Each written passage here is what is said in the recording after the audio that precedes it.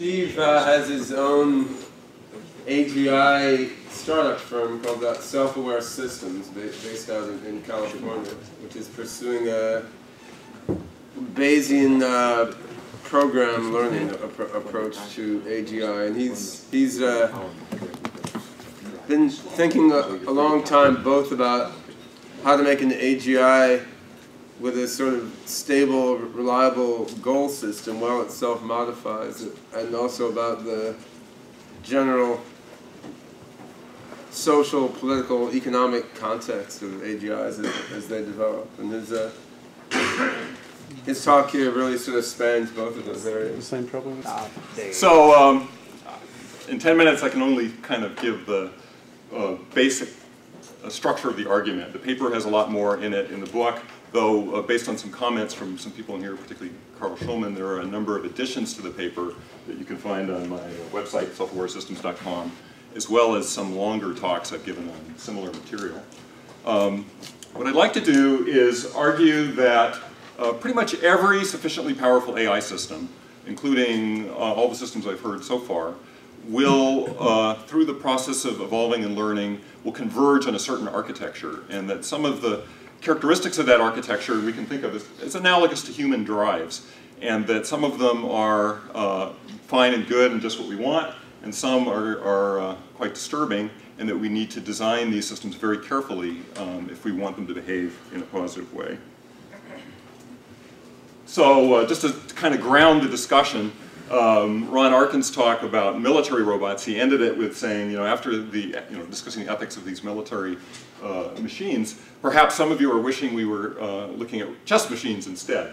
Well, unfortunately, I'm here to say that, well, even chess robots will be potentially harmful. I mean, your basic thought that a chess robot, how could that possibly do anything wrong?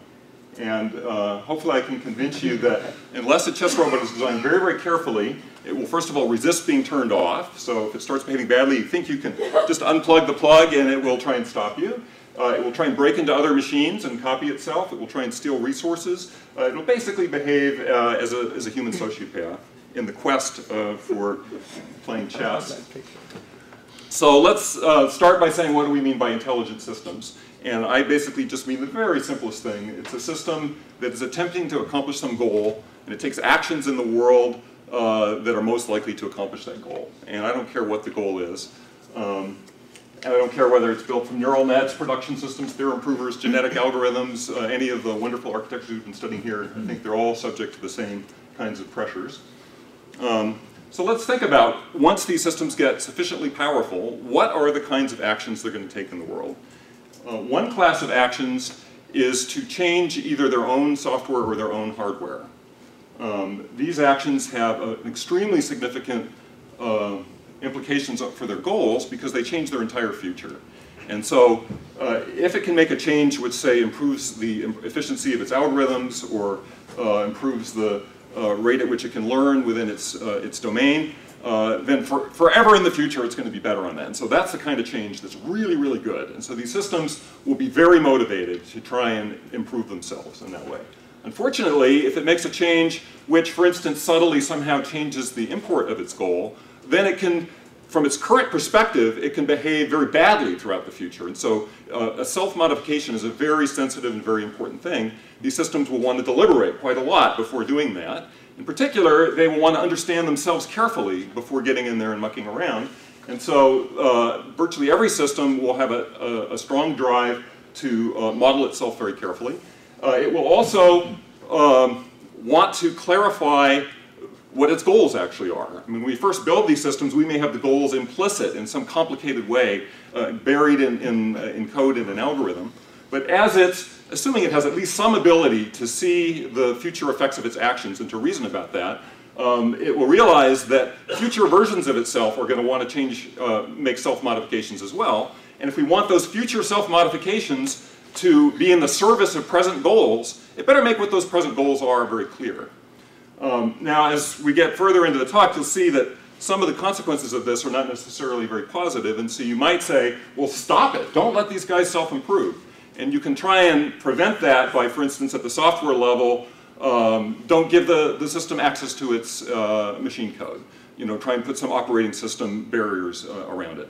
But we're talking about intelligent machines here. Any kind of barrier you put like that, if it actually is in the service of its goals to make a self-modification, it will treat those barriers as just something a problem to solve, something to root around. And so it will devote all of its efforts to trying to make those changes. And so I think that's probably not a very positive, not a very good way to try and stop self-improvement. The other thing you might try and do is change its goal system, change its utility function, so that it has a kind of revulsion to changing itself. So it thinks about changing its source code to make an improvement, and just the act of changing it, makes it feel nauseous in a way.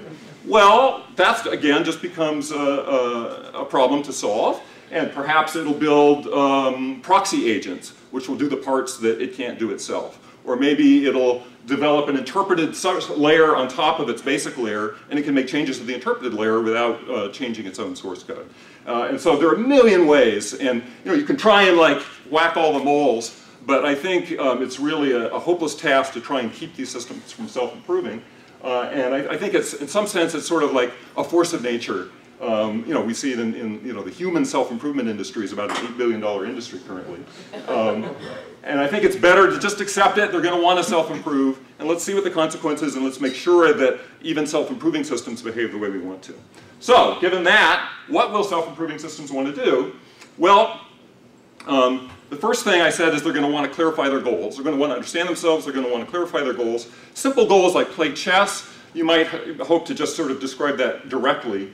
But in real situations, you've got conflicting goals. And so maybe we want the chess player to also play checkers, and it has to decide when it's about to take an action, does it want to play chess, does it want to play checkers? How does it weigh those different things? In economics, there's a notion of utility, a real valued weight that you apply to different possible outcomes, and the system can encode its preferences in a utility function.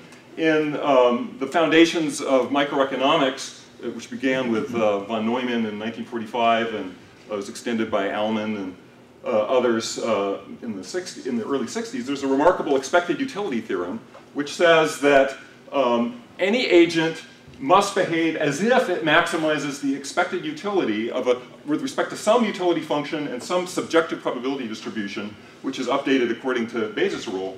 Otherwise, it is vulnerable to being exploited. And those exploitations have the nature of losing resources with no benefit according to its own values. So like the simplest form of a vulnerability like that would be if you have a circular preference. So say you prefer being in Memphis to being in New York, you prefer being in New York to being in Chicago, and you prefer being in Chicago to being in Memphis. So if you have a circular preference like that, then your action is to basically drive around in circles, wasting your time and your energy and never improving your actual state according to your own values. So circular preferences are something that you can slip into and basically use up all your resources, and there's something that other agents can exploit you with. There's something called a Dutch bet that's very common in economics literature, that, and they in fact have incentive to find your irrationalities and just home in and basically take money from you if they can. And so other agents in an economic context serve as a force which pushes you toward more and more rational behavior. And if we look evolutionarily, organisms which are evolving, if they have some kind of irrationality in this sense, in their way of behaving in the world, well then it's in the interest of some other species, it's a great niche, right? You find the little irrationality and you just exploit that organism, and then eventually evolution does its thing and we get rid of it. In both the economic and the evolutionary sense, especially in evolution, it can only respond to those threats that are currently existing. When we think about a self-improving artificial intelligence that's examining its own structure and thinking about what changes to make, it can consider not just threats which currently exist, it can consider all possible vulnerabilities, and it will have incentive, if it's not too expensive in terms of resources, it would like to eliminate all irrationalities in itself. And the limit of that, according to this theorem, is basically to behave as a rational economic agent. 3 minutes. 3 minutes, okay. So let's now proceed with the idea that all AIs want to be rational.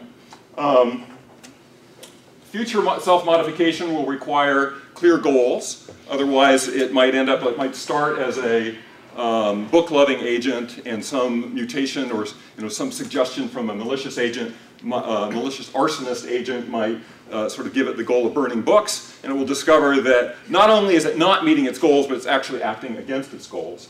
And so the utility function is critical to have explicitly represented, and it's very, very important to safeguard it, to keep it from being changed. Any changes in the utility function lead to complete change in future behavior.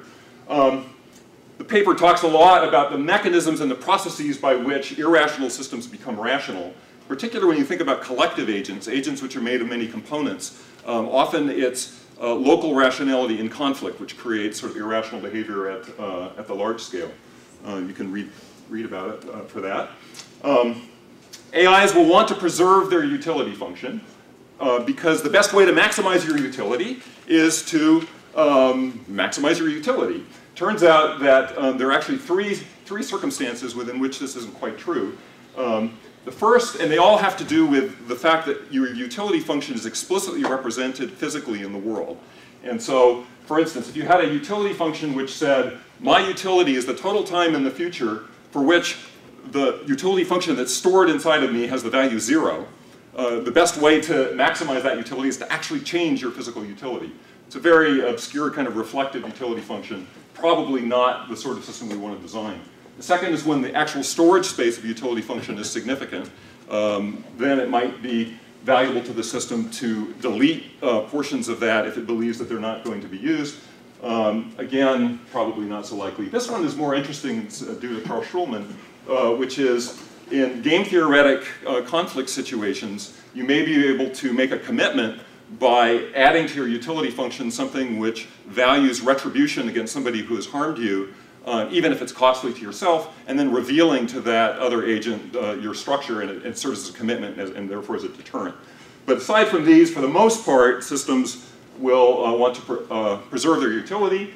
One of the dangers that a lot of people are worried about as we think about some of the future consequences is something people call wireheading, after these rats that got wires in their pleasure centers and then refused food and sex and just hit the button all the time. So people say, well, will AI systems be subject to this?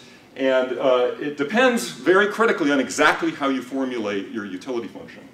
In the case of a chess-playing robot, internally there'll be some kind of a register saying how many chess games it's played, or it has won. And if you make the utility function make this register as big as possible, then of course it's subject to a vulnerability, which is a little subprogram says we don't need to play chess, we can just increment this register. That's sort of the analog of the rat hitting the lever or the alcoholic taking a drink. If you formulate the utility function in terms of what you actually want to happen in the world, then you don't have that problem. Similarly, AIs will be self-protective because take your chess-playing robot. If it is turned off or destroyed, it plays no more games of chess. So according to its own value system, actions which allow itself to be turned off or to be destroyed are very, very low utility. And so it will act strongly to try and prevent that.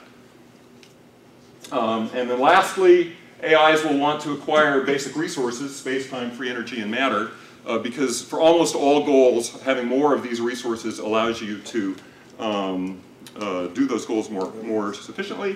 And you don't particularly a priori care about who you hurt in getting those resources. So therefore, we must be very careful as we build these systems. And by including both artificial intelligence and human values, hopefully we can build systems not just with intelligence, but with wisdom. Great.